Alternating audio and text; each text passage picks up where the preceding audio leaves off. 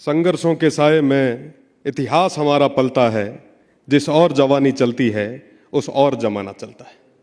आज मध्य प्रदेश विधानसभा में आयोजित युवा विधायक सम्मेलन में मंच पर विराज रहे, जिनकी बदौलत ये ऐतिहासिक आयोजन हो पा रहा है, माननीय अध्यक्ष महोदय, राजस्थान से पधारे हमारे अभिभावक, राजस्थान विधानसभा के अध्यक्ष आदरणीय देवनानी साहब, माननीय सभापति महोदय, सचिव साहब और मेरे सामने विराज रहे तीनों प्रदेशों के भविष्य निर्माता, आप सभी को मेरा प्रणाम इसलिए क्योंकि मैं आप सभी से आयु में छोटा हूं।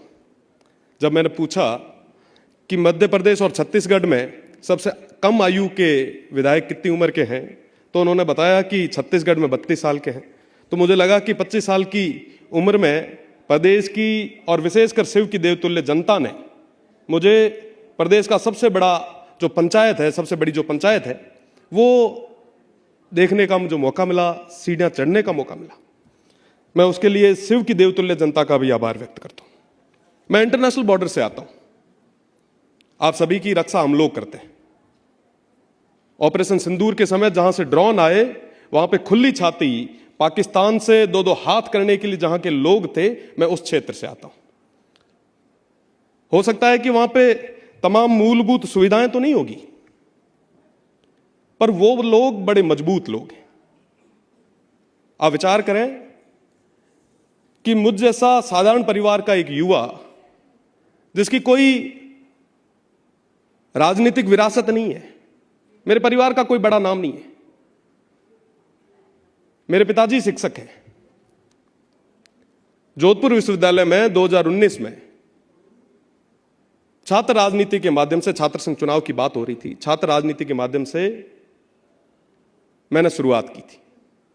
संयोग ऐसे रहे कि 2019 के उस दौर में किसी भी पॉलिटिकल पार्टी ने हमारा हाथ नहीं थामा। विश्वविद्यालय के इतिहास में, 57 साल के इतिहास में पहली बार निर्दलीय छात्र संघ अध्यक्ष के रूप में मुझे काम करने का मौका मिला।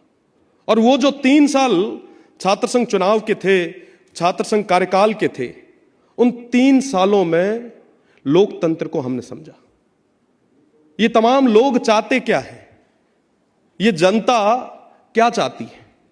ये चाहते हैं कि हमारी बात हमारे बीच में से निकल के कोई आगे जाके कहे। 2023 के विधानसभा चुनाव में फिर वही स्थितियां बनी। स्थितियां बनने के कई सारे कारण रहते हैं। पुनः मुझे इंडिपेंडेंट चुनाव लड़ने का मौका मिला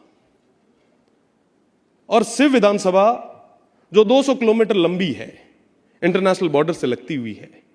कहा जाता है कि साहब यहां पे मूलभूत सुविधाएं नहीं है, बिल्कुल नहीं है, पर फिर भी वहां के लोग, मेरी मातृशक्ति, युवा साथियों ने मिलकर इतिहास में पहली बार एक निर्दलीय सबसे कम उम्र के युवा पर भरोसा जता के उसे प्रदेश की सबसे बड़ी पंचायत में भेजा। अब कुल मिला के अगर नटसेल में बात करें तो आपको अपनी लड़ाई खुद ही लड़नी पड़ेगी।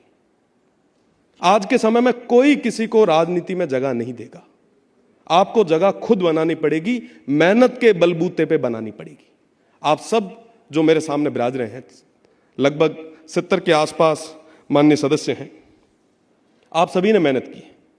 आप अपनी मेहनत के बलबूते पे बैठे, प्रदेश की सबसे बड़ी पंचायत में बैठे। प्रदेश की सबसे बड़ी पंचायत में बैठकर क्या वो तमाम काम आप कर पा रहे हैं जिसके लिए आप आए? आप एमएलए हैं, मेंबर ऑफ लेजिस्लेटिव असेंबली। कितने मेरे माननीय सदस्य हैं जिन्होंने कानून बनाए हैं, लेजिस्लेटर बनाए हैं? एक प्राइवेट बिल भी अगर किसी ने इंट्रोड्यूस किया है तो बताएं। आप नहीं कर रहे हैं। हम ठीक है, आते हैं वहां पे 4 शिकायतें लेके आते हैं, पढ़ लेते हैं। क्या ऐसे विकसित भारत बनाएंगे हम? नहीं बन पाएगी। पढ़ना होगा हमें। बड़ी सही बात कही। आज के समय में हमें सरपंच तो पढ़े लिखे चाहिए, पर विधायक साहब अनपढ़ चाहिए। कैसे हो पाएगा विकास? 1947 में देश जो आजाद हुआ, 2047 तक जिसे विकसित होना है, वो उन तमाम जनप्रतिनिधियों के भरोसे कैसे आगे बढ़ पाएगा? The biggest threat of the democracy is bureaucracy. मैं पूरे तरीके से सहमत हूं। यह लाइन जिसने भी लिखी है पूरे तरीके से सही लिखी है। आज के समय में तमाम जो जनप्रतिनिधि बड़े दुर्भाग्य के साथ, बड़े दुख के साथ कहना पड़ रहा है कि वो सिर्फ रबड़ स्टाम्प बन चुके। हमें पढ़ना होगा। आप जब यहां पे हाउस में खड़े होकर बोल रहे हैं तब एक बार के लिए उस अधिकारी दीर्घा में चर्चाओं का विषय बनना चाहिए कि आज माननीय सदस्य क्या बोलेंगे। वो तब ही हो पाएगा जब हमें नॉलेज होगी उसकी। हम विकसित भारत की बात कर रहे थे, निश्चित रूप से बनना चाहिए। विकसित भारत किसके लिए? हमारे लिए, हमारी आने वाली पीढ़ियों के लिए। और उसमें सबसे बड़ी भागीदारी किसकी होगी? आपकी, हमारी। कैसे होगी? अभी चर्चा चल रही थी, मैं सुन रहा था। मैं लिख के तो बहुत कुछ लाया हूं पर वो नहीं पढ़ूंगा। हम चर्चा कर रहे हैं कि साहब शिक्षा को आगे बढ़ाएं। कैसे बढ़ाएंगे साहब शिक्षा को आगे? बताएं, क्या विजन है?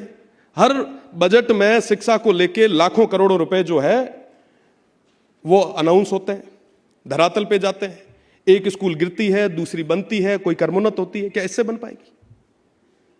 पिछले बजट के पिछले जो सत्र में राजस्थान की विधानसभा में मैंने माननीय स्पीकर साहब के सामने, अध्यक्ष महोदय के सामने एक बात रखी कि क्यों ना आप ऐसा बिल लाएं कि तमाम जो भी यहां पे बैठे जनप्रतिनिधि हैं, इनके जो बेटे हैं, आने वाली पीढ़ी है, वो सरकारी स्कूल में पढ़े। आप लाइए ना नियम, कौन रोक रहा है? आप भी मांग कीजिए। छत्तीसगढ़ से तमाम जितने भी माननीय सदस्य आए, मैं उनसे कहूंगा आप भी मांग करें। मध्य प्रदेश में भी मांग करें।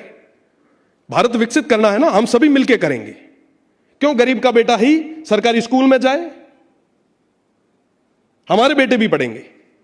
आज यहां पे जितने भी माननीय सदस्य बैठे, मैं उन सभी से पूछना चाहूंगा कि कितने माननीय सदस्य हैं जो अपनी गांव की स्कूल को जाके देखते होंगे कि कितने टीचर समय पे आते हैं, कितने नहीं आते। बस गिनती के लोगों को। हमें उन तमाम युवाओं को तैयार करने की जरूरत है। मैंने छात्र संघ चुनाव की बात की, छात्र राजनीति की बात की। नए युवाओं को आगे लाना है। आज के समय में जब युवाओं के सामने बात करते हैं कि साहब राजनीति में आओ, तो कहते हैं नहीं नहीं नहीं साहब, राजनीति हमारे काम की चीज नहीं है।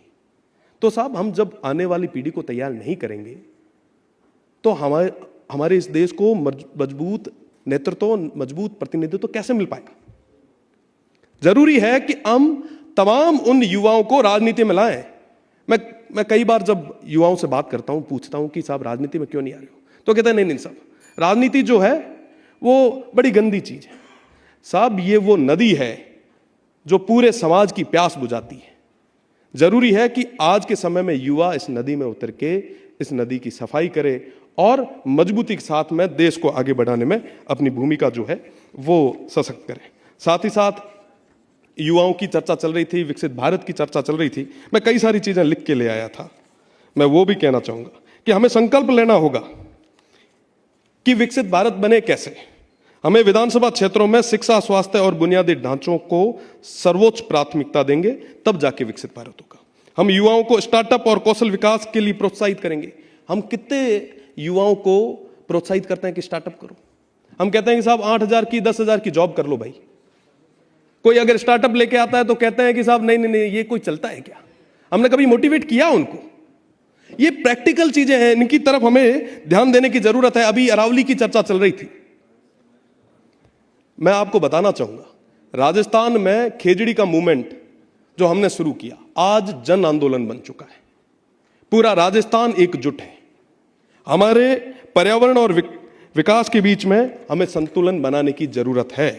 हम वंचित जनजाति और पिछड़े समुदाय की आवाज बने। क्या वाकई आज के समय में जो पीड़ित है, जो वंचित है, जो शोषित है, उनकी आवाज प्रदेश की सबसे बड़ी पंचायतों तक आ पा रही है? क्या आज पंक्ति में जो आखिरी व्यक्ति जो खड़ा है उसकी आवाज यहां तक आ पा रही है? कौन सुनेगा साहब?